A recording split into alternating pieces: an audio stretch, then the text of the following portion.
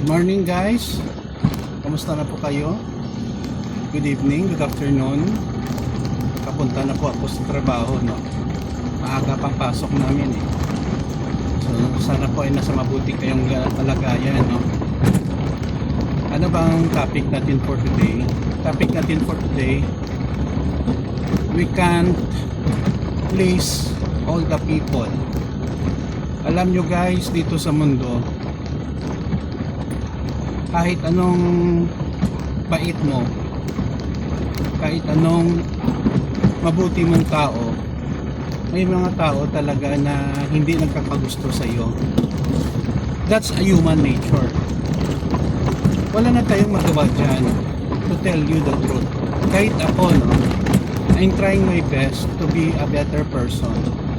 Try to be friendly to other people, kakilala ko or classmate ko or even my relatives. But again, I observe, hindi pala lahat ng effort mo na maging mabuti ka sa kanila ay they really appreciate o binibigyan din nila ng same degree ng kabutihan na ipinakita mo.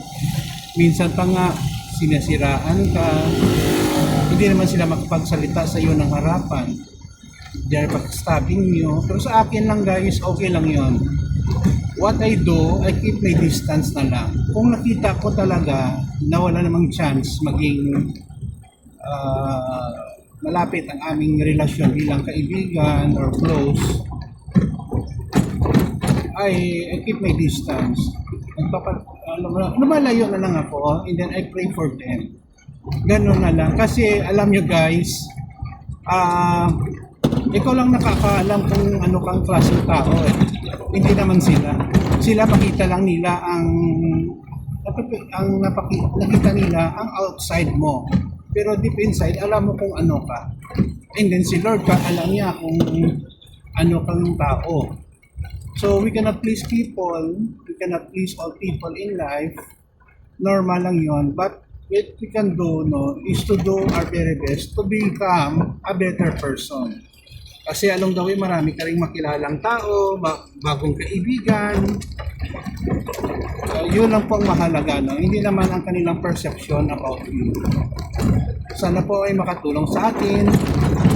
Maraming salamat sa inyong panonood sa aking mga videos dito sa Facebook and YouTube channel. Ingat po tayo lagi and always pray a lot. See you in the next video guys. Maraming salamat.